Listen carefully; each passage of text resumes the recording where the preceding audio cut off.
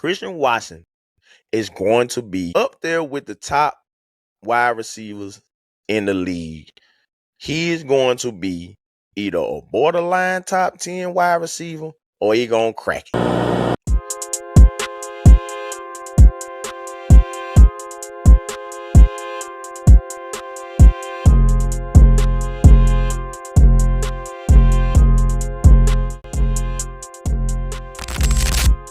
Ladies and gentlemen, welcome to the Cheesehead Connection podcast. I am your host, Chris Wilson, and today we are going to dive into Christian Watson, why he can be a 1,000-yard receiver, and how he can be a top wide receiver in the league.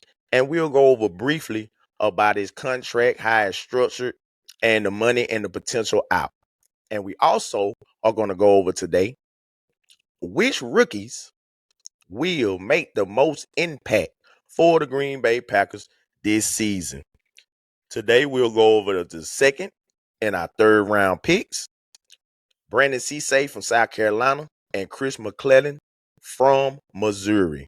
We'll break down what type of impact they can have in 2026 and just break down some of the reasons why I feel like that they'll have some impact or maybe the most impact. You'll have to wait and see. But before we get started, I want to thank everybody that's watching on YouTube. If you are new here, make sure you hit the subscribe button, hit the notification bell so you'll know when new episodes come out. And if you're listening on Spotify, Apple Podcasts, or anywhere else that you get your podcast from, and you don't have time to listen to the whole episode right at this moment, no worries, man. Just download it, save it for later, and whenever you get some time while you're doing your work or cleaning up the house or whatever it is you may have to do, pop on the podcast, get you through your tasks, man. And you always can hit the download button, save it for later. Now, since we got that out the way, let's go ahead and get into it. Let's not waste no time. So, Christian Watson just recently signed a 4-year, $110 million deal with $31 million guaranteed. So, I know on the face is like $110 million. Do we really want to give a wide receiver that has not played a whole season since he's been in the league $110 million? Or is it really $110 million? We'll break that down right now. It's been more outside of the fan base that's really been having the rumblings about it. Like, how could you just give a guy like that only had 600 yards and he ain't even been a 1,000-yard receiver? He ain't played a full season. I don't know what the Packers are doing. Everybody, let's calm down and let's take a look at the contract and how it's structured. Now, on his face, like I said, it's $110 million for 4 years. Well, yeah, they got to pay all that money. What if he get hurt? What if this? What if that? Let's pump the brakes a little bit. Now, give me just a second here, and I'm going to show you. We're going to bring it up. This is from Spot Track. They break down the contract in a way that let us know when we do have a potential out, because we always have our, every team does this in some form or fashion. Sometimes it's more years involved before they can get it out on the contract. Sometimes it's less. Most of the time when contracts are structured, at least for the last couple of years, it's been like 1 or 2 year deals that's been made by Goop on this. I mean, it'd be like 3 or 4 year deals, but if you break them down and look at the guaranteed money and everything behind it, they really end up being 1 year deal with team options, as you can say. So this is what I want to show you. This is Christian Watson's contract breakdown from Spot Track. Okay, that's Christian Watson breakdown from Spot Track. This is the details of the contract. That's the whole breakdown. The total guaranteed money, which we said was $31 million. The max value at 110. And you see here in 2026, he has a 1.425 base salary of $7,413 on the signing, proration. GM roster bonus was 1180. Workout bonus 500,000. Cap hit was 10 million this year. It's only 3.49% of the cap. And the dead cap hit high as hell, 35 million. But 27, pretty much the same thing. 27, you got the 1.5 million base salary, 7.4 is all still the same. The GM roster bonus went up a little bit. Workout bonus still the same. So the cap hit is only $11 million with a $28 million cap hit. So 26, 27, these numbers is way, way off. So we're not going to get rid of them in these 2 years. But as you can see, it says the potential out year is 2028. The dead cap is 21 million, and we paying out 38 million. So if we were to let him go, that'll be roughly what, a $17 million savings, because he has that $13 million roster bonus. If we was to get out of this, we would have to get out of this before that $13 million roster bonus hits. Okay, that's the potential out year. So you basically got he's under contract technically for 5 years, because he's under contract for this 2026 season, which is really the end of the 1-year contract he signed in 24-25. And then this is the 1, 2, 3, 4. That's the 4 years and the 110. So we basically got him through the 2030 season. So that's 5 seasons. But in our second year of the extension, first year of the contract, after the first year, that's your potential out right there in 2028. You see the dead cap, and you see the money, 38-21 dead cap. If things did not go the way they're supposed to, and if the pattern was to continue for Christian Watson, being injured and not playing full season, missing multiple games, we can get out of that. And we're on the hook for $31 million that we already gave our guarantee, because that's all the money. He got that in the signing bonus. That's all the money he got. So out of this 110, he only got $31 million guaranteed.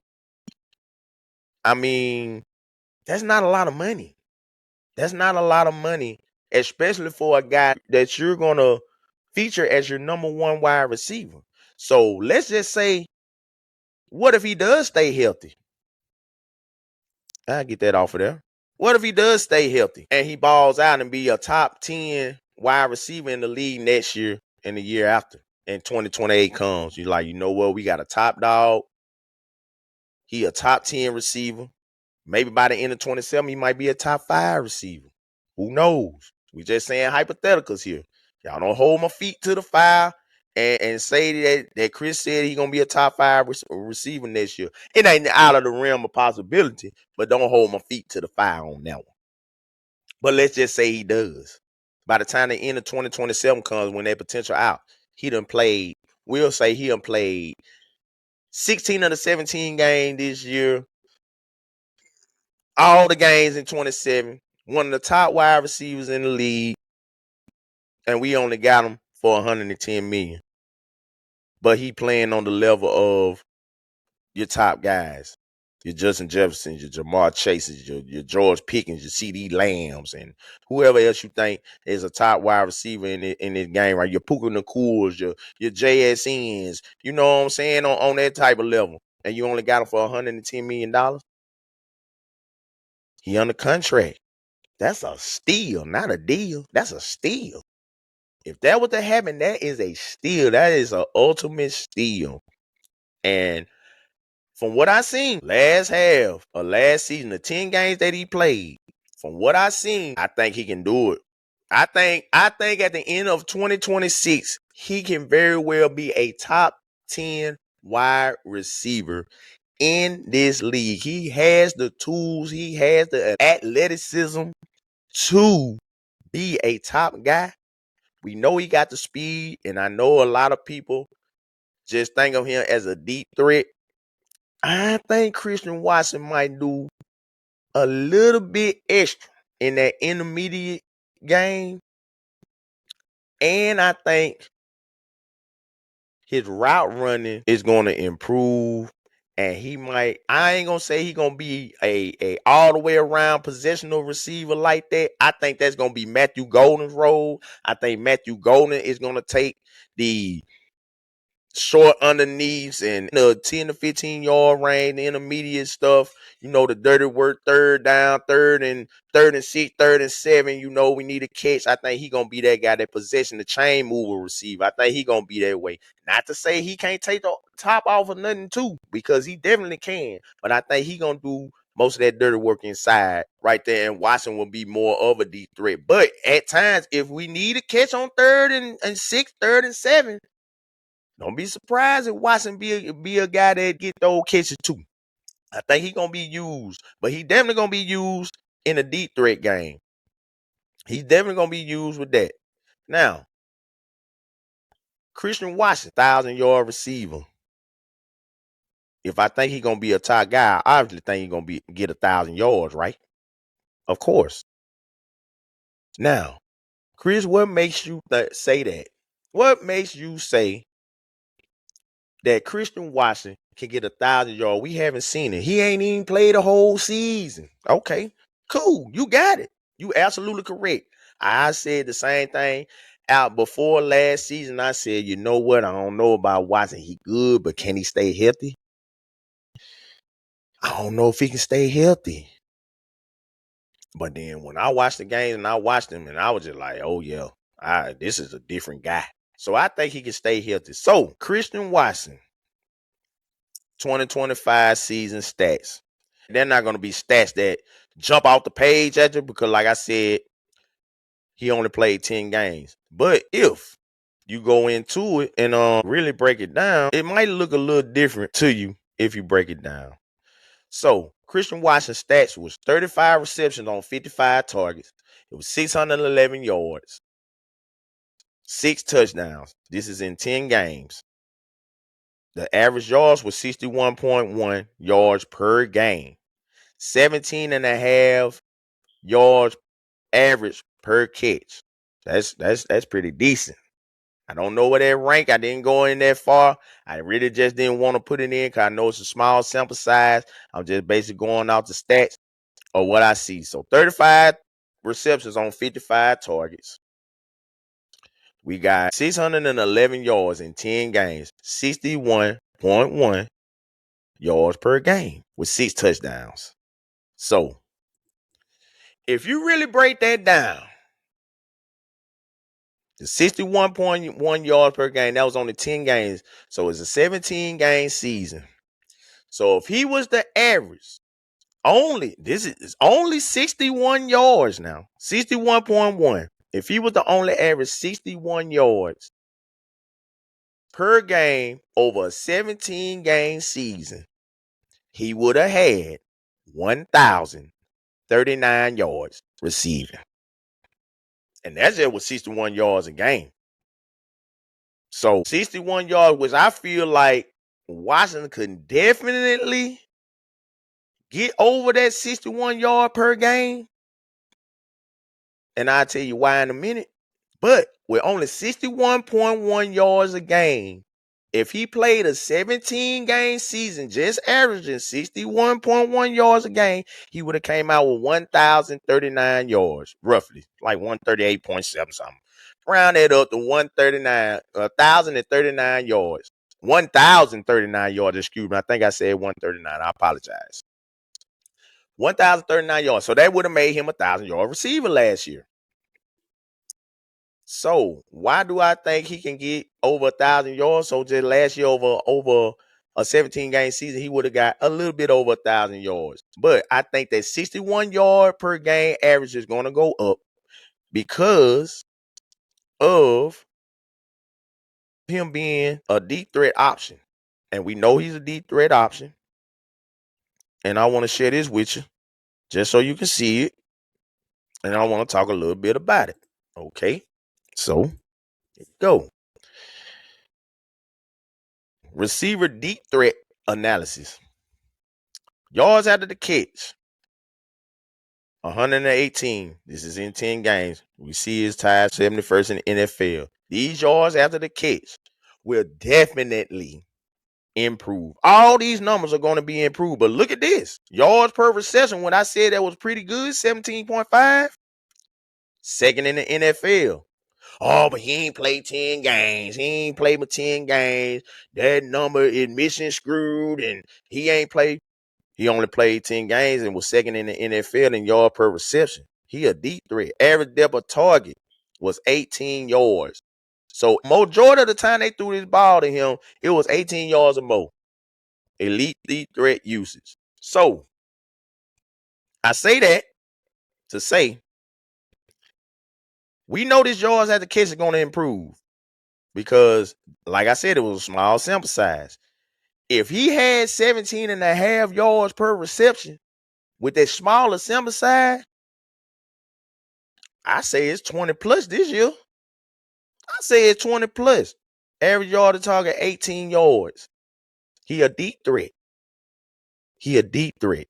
And him looking, I get that off of there now. Y'all done seen that. Him looking like he's looking now. Looking like he's 100% healthy. Looking like he has all the hamstring issues behind him. With him still having the sub 4.3 speed that he has. With him having the ability to go over the top of someone to snag 50-50 balls, all this good deal, man, as long as Christian Watson stay healthy, he's going to be a hell of a deep threat. And y'all already know what our coach said. Coach said he gonna let old Love cook. That been a big thing here. Saying he gonna let him cook. I don't really like the term letting nobody cook because it seems like every time somebody say somebody let somebody cook, it don't go out there well. But I think it's gonna go very well this year. And that connection between Love and Watson is going to be a lethal connection. We saw glimpses of it last year.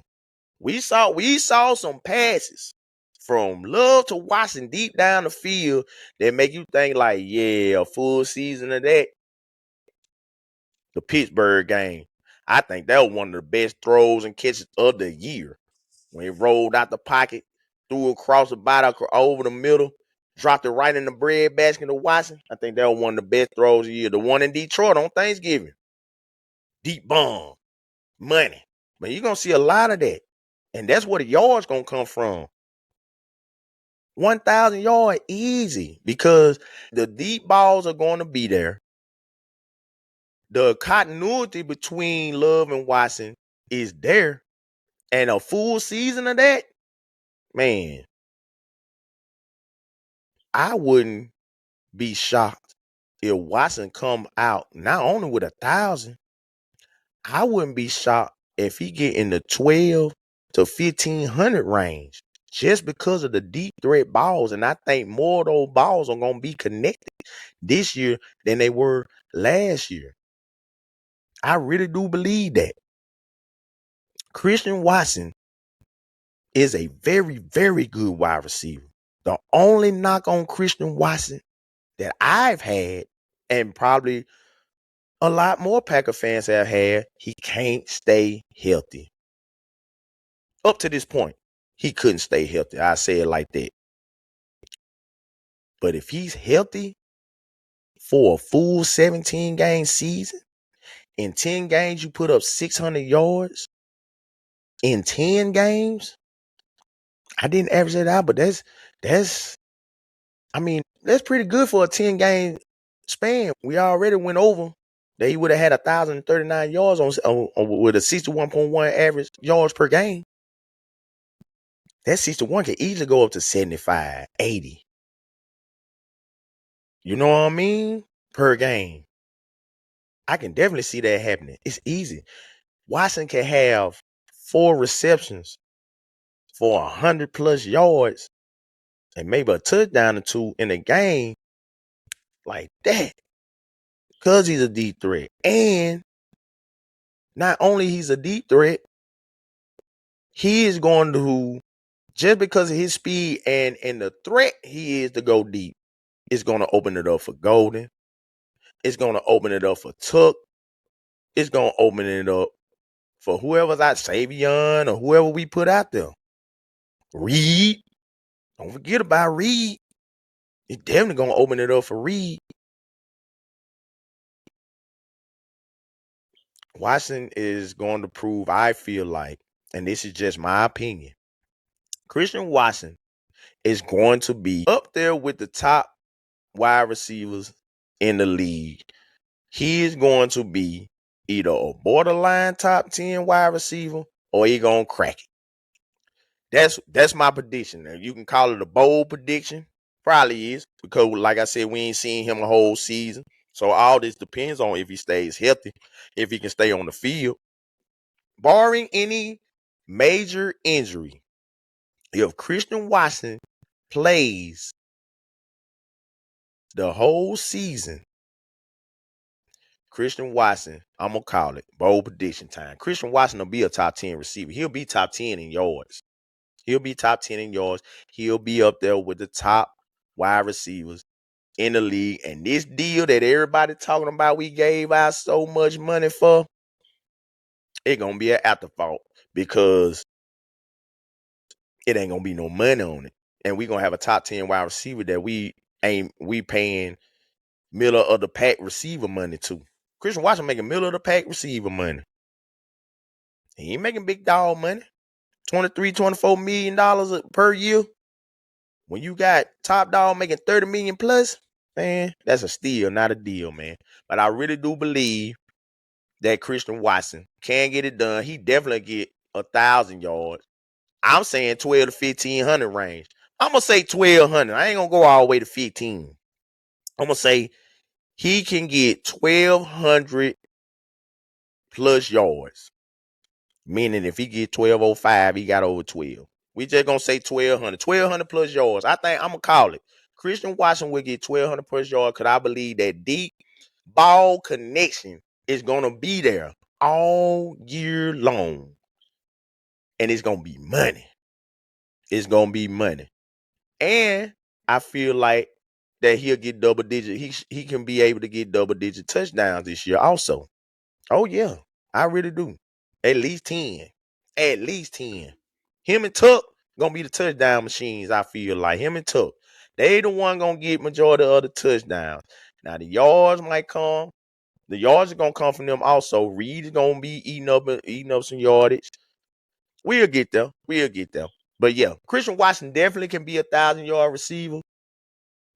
611 yards over 10 games. Just like I said, that's a pretty good average. That would have been an average of 1,039 yards. And I really do believe in that small sample size, all those numbers that I said was going to improve. That average yards per reception is going to go up. That'll be 20 plus. It's definitely going to be 20 plus because of the deep threat that Christian Watson is.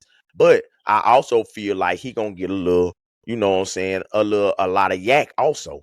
Because we know that Christian Watson can take a slant route and take that thing to the crib because of the speed. So I don't think it's all gonna be on deep ball. We gonna have some little short and intermediate stuff that he might grab and he gonna take that thing on to the crib.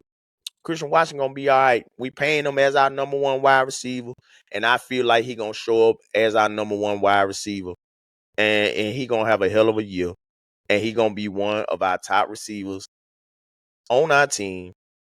And I'm calling 1,200. I'm calling 1,200 yards right now just because of the deep threat he is. Y'all just let me know what y'all think about that. Do y'all feel like that Christian Watson can get 1,000 yards this season? Just let me know. Do you feel like he gonna be healthy enough to even have a chance to go for the 1,000 yards? How do y'all feel about that? Do y'all feel like everything got fixed, or do y'all feel like the jury's still out and we just have to wait and see?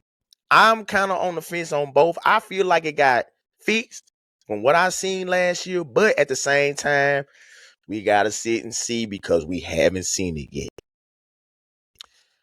All right, well, we're going to take a little break right here. And when we come back, we are going to dive into the rookies for 2026 NFL draft. Which rookies do you think will make the most impact? Today, we are going over Brandon Cisse and Chris McClellan. What the rumblings have been so far in training camp And how do I feel about both of these players and what impact they can make this season? We'll go ahead and take a break right here. And when we come back, we'll dive into that. We'll be right back.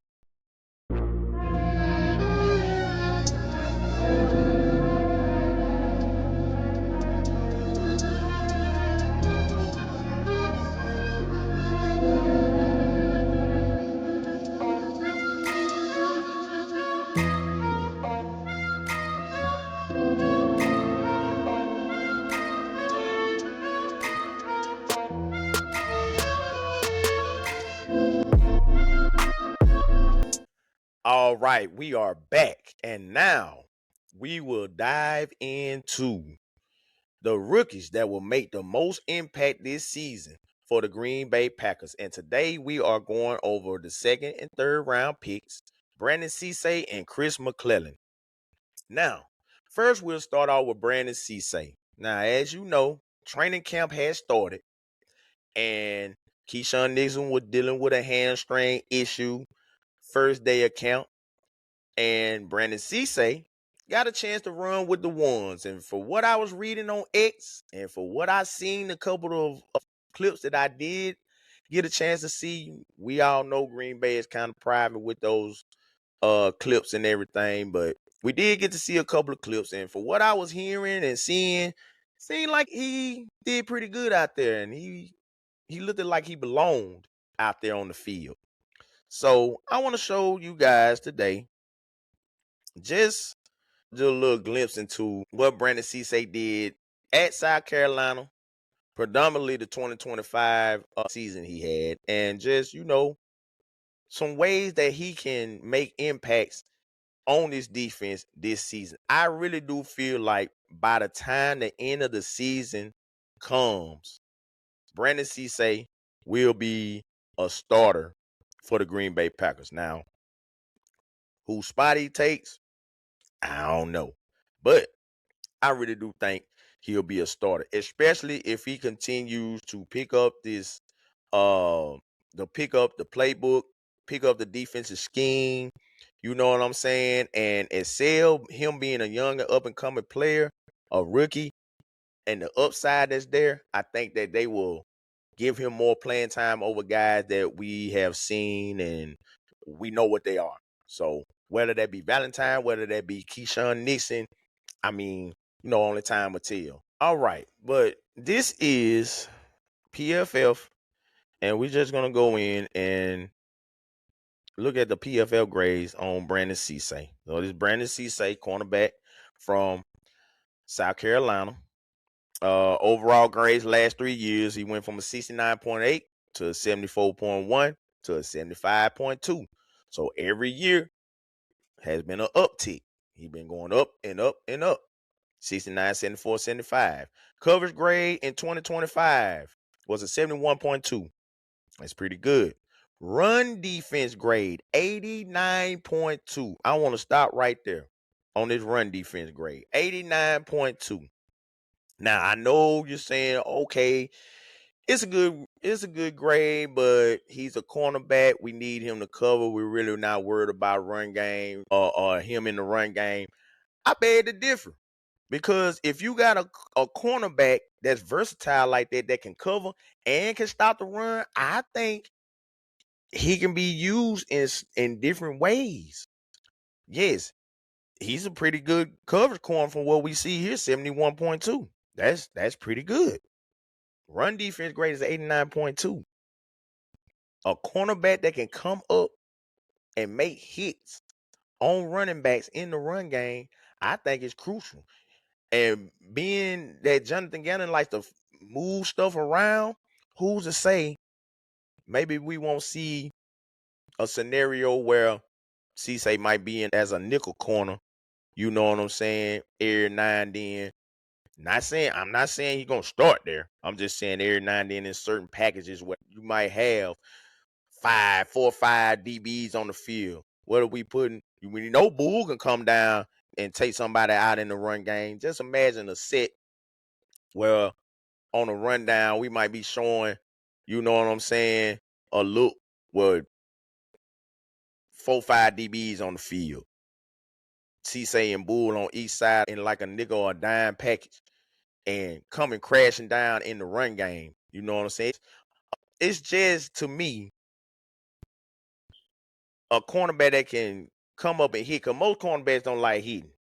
But this cornerback definitely will come up and put a hat on you. Here's an 89.2 run defense grade. That's why I just want to stop there, because we can definitely use him in run down. Now, who's to say on a first down we know that that's a true rundown set? We see him out there because 9 times out of 10, okay, they might run the football. Let's throw Cisse out there, to help stop the run in case they come to the outside, and we got a corner that can come up and make a hit on them without giving up too much more yardage. And then in passing sets, we go back to Valentine, we go back to St. Juice or Keyshawn or whatever. It's a lot of missing and matching that you can do with that. And being that he's a rookie and maybe he's trying to find his way on the field first couple of games or something, this might be a way he can get on the field and run sets because he's a good run defender. But the coverage grade is not bad at all either. So the completion percentage when targeted was 47.4%. That is excellent.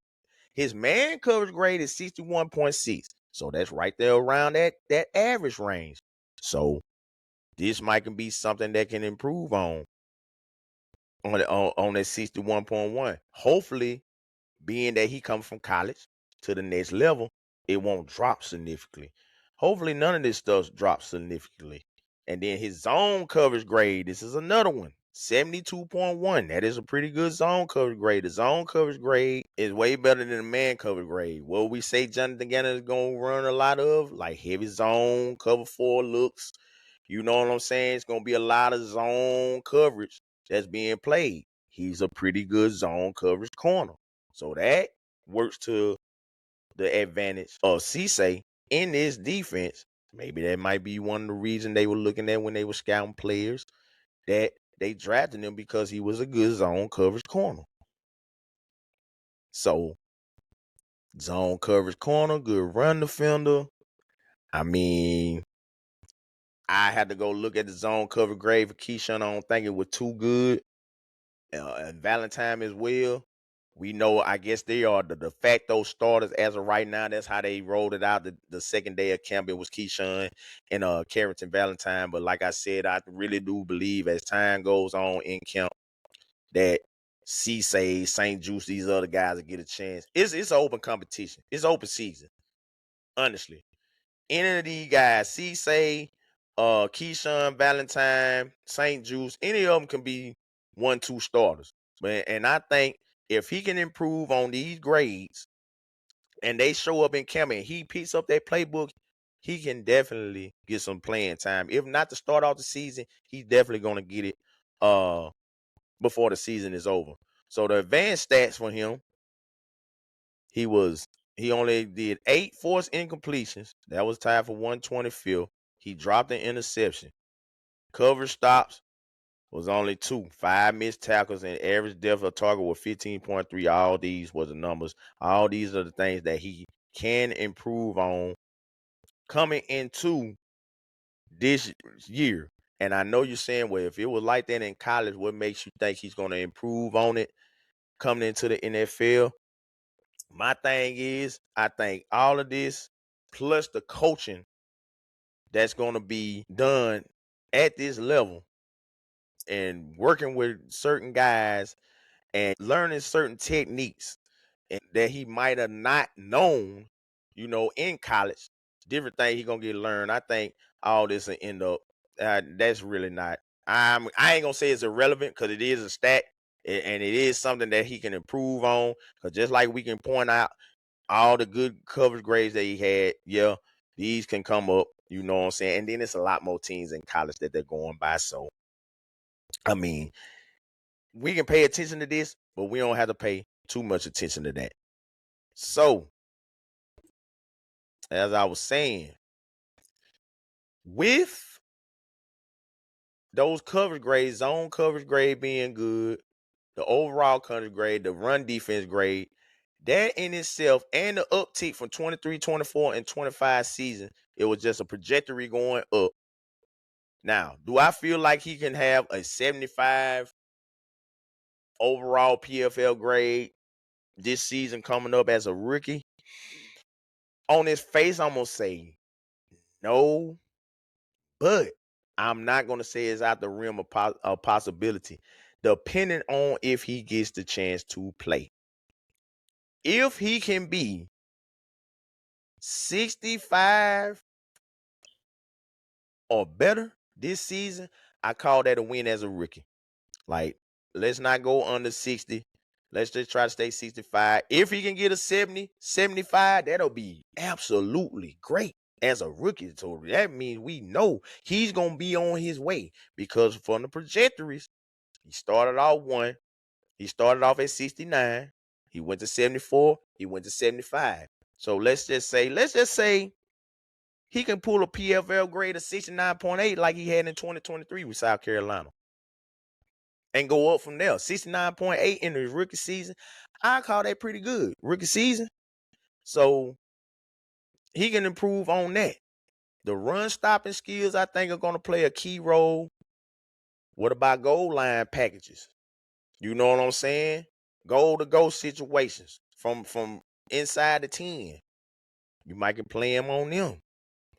He was pretty decent in college in them situations from the couple of games that I seen and looked at. He might can be a goal to go, because he can stop you in short passing yardage, and he can come up and put a hat on you if you need to in the run. It's ways he can be used.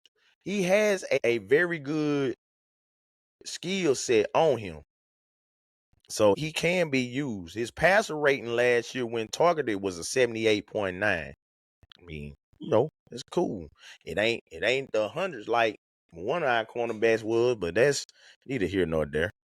But yeah, Brandon Cisse, I think he's going to get all the opportunity in camp. Being that they started him off first day of camp, running with the ones, says a lot about how they feel about him.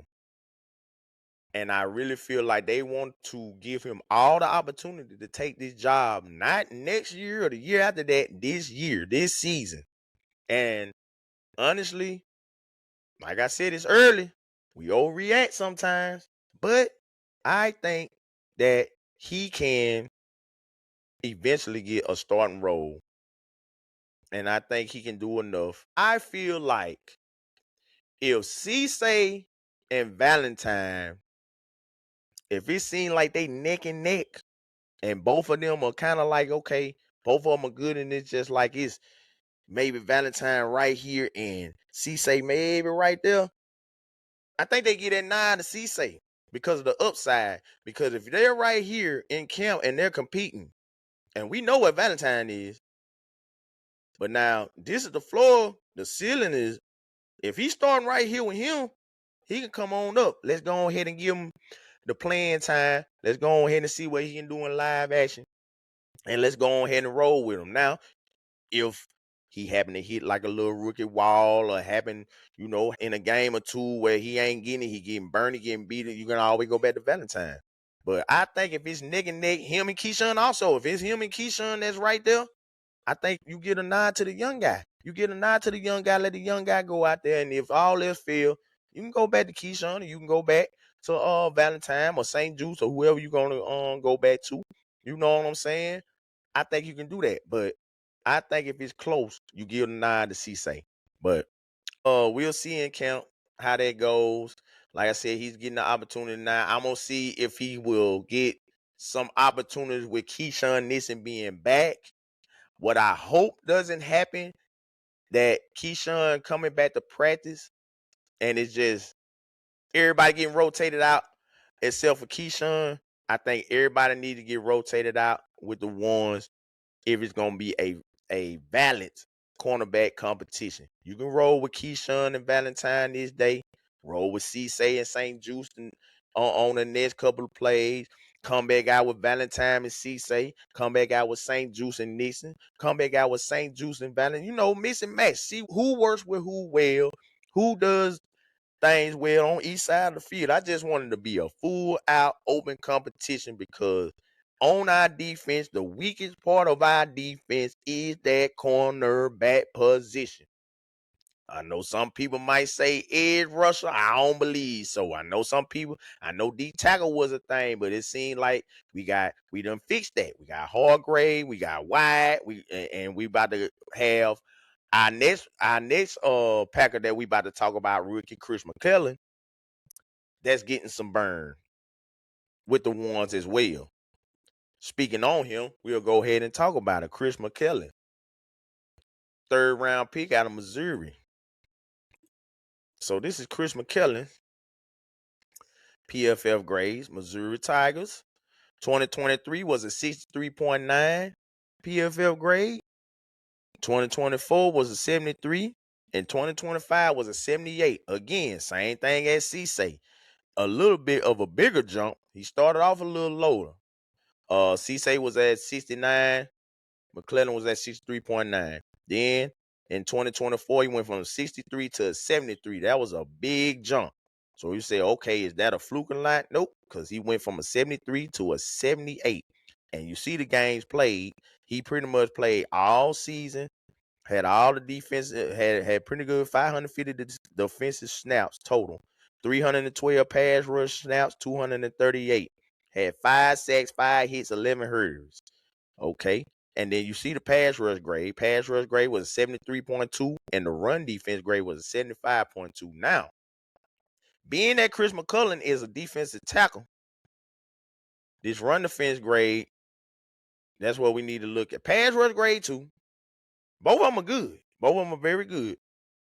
But that run defense grade, in my mind, because that has been a problem for our defense for the past, I don't know, you can go back at least 4-5 years. You know what I'm saying? Our run defense have not been good. And this guy is a good run defending defensive tackle. And I think that is going to be his main focus. For him to make an impact on this team, is going to be this run defense being at a 75 or up. Do I think he can get a 75 run grade in his rookie year? Maybe not a 75, but I believe a 70. If he can get a 70, that'll be damn good from the doggone grades that D tackle been getting for the last 3-4 years, man. This is what we've been missing: a run stopping, big body defensive tackle. I think McClellan, being that he's getting that first team reps on defense at D tackle when they go to the true 3-4 base defense, he's the one in the middle with Hargrave and Wide on the opposite sides of him. I think that is going to be very good for our run defense. Now, pass rush grade is a 73.2. Me, honestly, he probably can get a decent pass rush grade, but for this year right here, I ain't really tripping on the pass rushing from him. I really want to see if he can get in there and stop that run, stuff them holes. You know what I'm saying? Because like I said, that's been our Achilles heel for some years. So that's what we need to be fixing. So that's why I'm fixating on this run defense grade. If he can have a 70 to a 75 PFL grade on run defense, we should be all right. His pass rush win rate was 9.6%. Here goes the true pass set pass rushing grade was 67. So when they was in a true pass set, his passing grade was a 67.8, which that's still pretty good over the average of 60. The run stop rates, 8.1. 8.1. That's what I'm saying. The run game, people. And I think that's why he really got drafted, because of the run defensive grades, run stop rate, all that is very, very good. Just like I said, I think that's where he's going to excel this year. And I really do believe that he will be a very, very good run defender in his rookie season. And I think that's where he's gonna get majority of his snap time. Now I know they've been running with Carl Brooks too a little bit.